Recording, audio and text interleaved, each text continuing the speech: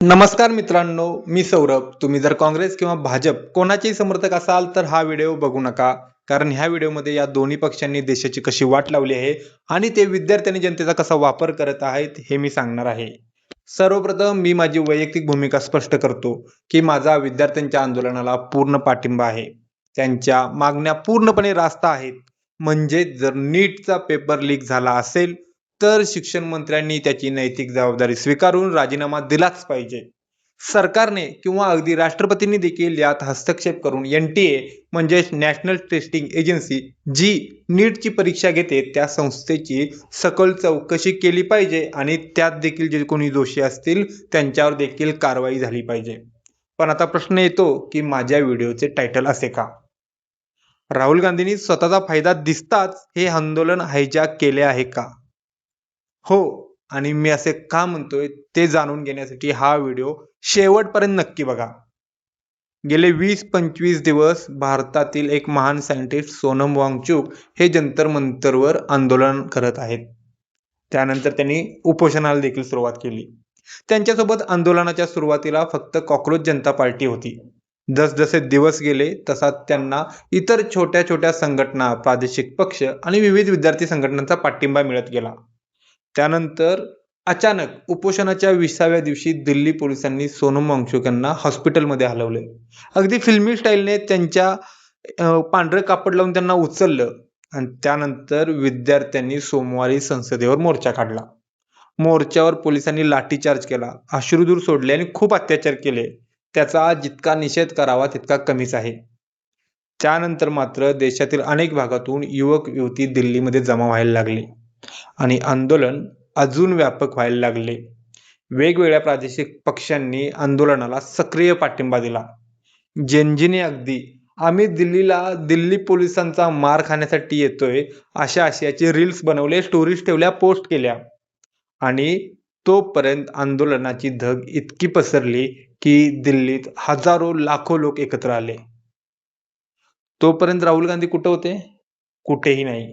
काँग्रेस पक्ष कुठे होता? कुठेही नाही. पवन खेरा नावाचे त्यांचे एक कोणीतरी प्रवक्ते सोनिया गांधींच्या सांगण्यावरून जंतर मंतरवर जाऊन आले. त्यानंतर काय? काहीच नाही. एक साधं ट्विट अजिबात नाही. राहुल गांधी यांची या आंदोलनावर प्रतिक्रिया अजिबात नाही. प्रियंका गांधी, सोनिया गांधी यांची काय प्रतिक्रिया? काहीच नाही.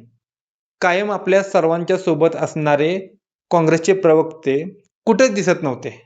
मात्र राहुल गांधी यांच्या जेव्हा लक्षात आलं की हे आंदोलन आता लोकांनी, विद्यार्थ्यांनी हातात घेतले आहे आणि सरकारपुढे त्यांच्या मागण्या मान्य करण्याखेरीज कोणताही पर्याय उरलेला नाही, तेव्हा मात्र त्यांनी स्टंटबाजी सुरू केली.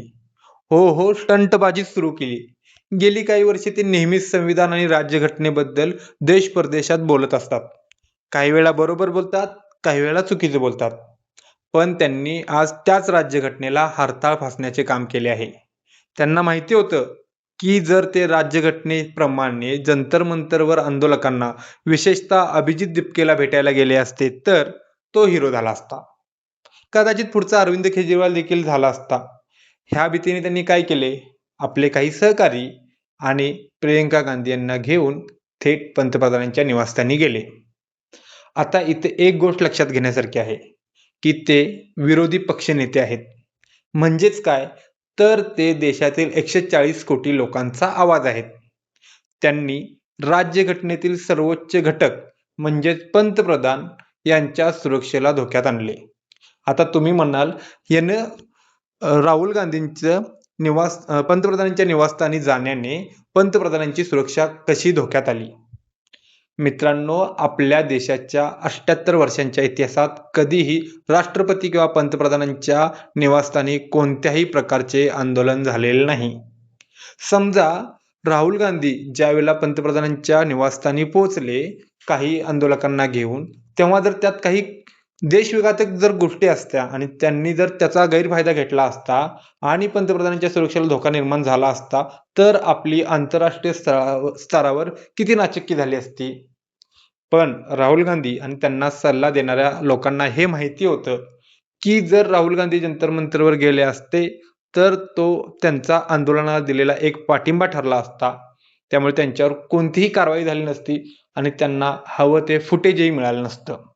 म्हणून त्यांनी सरकारच्या आणि सिस्टीमच्या माध्यमातून लाईमलाईटमध्ये येण्यासाठी पंतप्रधानांचे निवासस्थान आंदोलनासाठी निवडले. स्वतंत्र भारताच्या 78 वर्षापेक्षा जास्त वर्षाच्या इतिहासात कोणत्याही विरोधी पक्षांनी, संघटनांनी, घटकांनी पंतप्रधान किंवा राष्ट्रपतींच्या निवासस्थानी आंदोलन केलेले नाही किंवा तशी त्यांना परवानगीही देण्यात आली नाही. कारण देशाच्या दृष्टीने राष्ट्रपती आणि पंतप्रधान यांची सुरक्षा सर्वोच्च असते. मात्र राहुल गांधींनी जाणून बुजून ही गोष्ट केली आणि राजकीय मायलेज मिळवले. आता तुम्ही म्हणाल, मी असं का म्हणत आहे? जर राहुल गांधींना विद्यार्थ्यांचा एवढाच पुळका होता, तर जेव्हा आंदोलक विद्यार्थी रक्तबंबाळ झाले होते, तेव्हा ते तिथे का गेले नाहीत? प्रियंका गांधी किंवा सुप्रिया सुळे ज्या वेळेला त्या विद्यार्थ्यांच्यावर अश्रुधूर फेकले जात होते, त्यांच्यावर लाठी हल्ला केला जात होता, त्यावेळेला तिथं कोणत्याही विरोधी पक्षाचा एकही नेता का पोचला नाही? का? कारण त्यांना वाटत होते की हे आंदोलन अयशस्वी होणार आहे. आणि कुणालाही, राहुल गांधी असतील, प्रियंका गांधी असतील, सुप्रिया सुळे असतील, यांना कुणालाही एका अयशस्वी आंदोलनाचा भाग व्हायचा नव्हतं. मात्र वांगचूक यांची केलेली गळचेपी आणि विद्यार्थ्यांच्यावर झालेला लाठीचार्ज यामुळे देशातील युवा या आंदोलनात उत्स्फूर्तपणे सहभागी होऊ लागला. आता हे आंदोलन जनतेने हातात घेतले आहे आणि सरकारला यांच्या मागण्या मान्य केल्याशिवाय पर्याय उरणार नाही हे लक्षात येताच राहुल गांधींनी स्वतःला या आंदोलनाचा चेहरा बनवण्याची धडपड सुरू केली. राहुल गांधी स्वार्थी राजकारण करत आहेत, मग भाजप आणि मोदी सरकार काय धुतल्या तांदळाचे आहे का? असे अजिबात नाही. त्यांनी देखील राजकारणाची नैतिक पातळी सोडलेली आहे. कधी काळी राजकारण हे नैतिकतेवर चालायचं.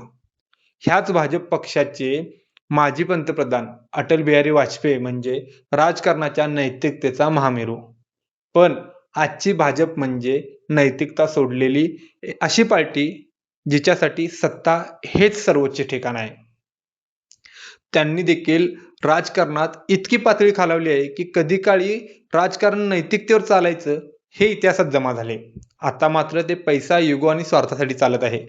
सरकारने विद्यार्थ्यांच्या मागण्यांचा विचार करून धर्मेंद्र प्रधान यांचा राजीनामा घेणे अपेक्षित होतं. किमान त्यांच्याकडून शिक्षण खाते काढून त्यांची खांदेपालट करणे इतकं तरी करणं आवश्यक होतं. मात्र नरेंद्र मोदी आणि अमित शहा यांनी देशातील जनतेला युगोवर घेतले. आम्ही सर्व शक्तिमान आहोत आणि आम्ही करू तेच बरोबर अशी भूमिका घेतली आणि त्याचा परिणाम म्हणजे गेल्या सरकारच्या 12 वर्षाच्या इतिहासात इतकं मोठं आंदोलन दिल्लीत झालं नाही. आणि भाजपच्या साम्राज्याचा पाया या एका छोट्याशा आंदोलनाने डळमळीत केला हे मात्र नक्की. आणि ज्या वेळेला हे भाजप आणि त्याच्या नेत्यांच्या लक्षात आलं, त्यावेळी त्यांनी डॅमेज कंट्रोल करण्याचे प्रयत्न सुरू केले आहेत. त्यासाठी जे.पी. नड्डा असतील किंवा इतर लोक कॉक्रोच जनता पार्टीसोबत किंवा सोनम वांगचूक आणि अभिजित दिपके ह्याच्यासोबत चर्चा करताना तुम्हाला दिसत आहेत. मित्रांनो, तुम्हाला एक गोष्ट आठवत असेल, 2011-12 मध्ये जेव्हा अण्णा हजारे यांचे इंडिया अगेन्स्ट करप्शन हे आंदोलन झाले, तेव्हा मी 7वी-8वीत होतो. अगदी मनापासून आम्ही त्या आंदोलनाला पाठिंबा दिला. त्यातून काय झाले? आम आदमी पार्टीसारखा एक पक्ष तयार झाला आणि भाजप सारख्या पक्षाला सत्ता मिळाली. व्यवस्थेत काय बदल घडला का? नाही. ज्या माहितीच्या अधिकारावर म्हणजेच RTIवर, राईट टू इन्फॉर्मेशन या ऍक्टच्या जोरावर अण्णा हजारे देशभर पोहोचले, ज्यामुळे अण्णा हजारे यांच्या इंडिया अगेन्स्ट करप्शन या आंदोलनाला मोठ्या प्रमाणात पाठिंबा मिळाला आणि त्या आंदोलनाच्या जीवावर भाजप सत्तेत आलं. तो कायदाच त्यांनी कमकुवत करून टाकला आहे. याबद्दल आपण एक विस्तृत व्हिडिओ लवकरच बनवणार आहोत. मात्र RTI सारखा महत्वाचा कायदा कमकुवत केल्यानंतरही विरोधी पक्ष मूग गिळून आहे. कारण त्यांना माहिती आहे की नैसर्गिकपणे आज नाही तर 10 वर्षांनी जनता वैतागून आपल्या हातात सत्ता देईलच. तेव्हा आपल्याला त्या कायद्याची अडचण नको. मित्रांनो, आपण आपल्या हक्कासाठी लढलं पाहिजे. पण कोणी जर आपला वापर करून स्वतःचा स्वार्थ साधत असेल तर मात्र आपण सजग राहिले पाहिजे. आपण आपल्या सगळ्या भावनांचा, उद्रेकाचा फायदा राजकारण्यांना देशहिताऐवजी स्वतःच्या फायद्यासाठी करून घेऊ देऊ नये, यासाठी हा व्हिडिओ बनवण्याचा प्रयत्न.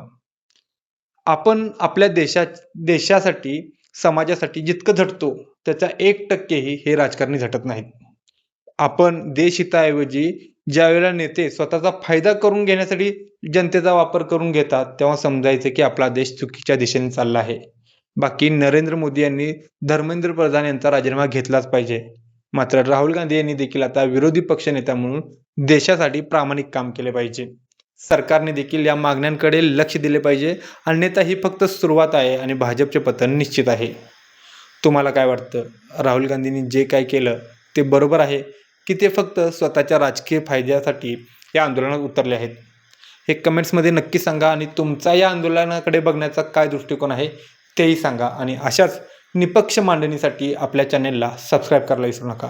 जय हिंद, जय महाराष्ट्र.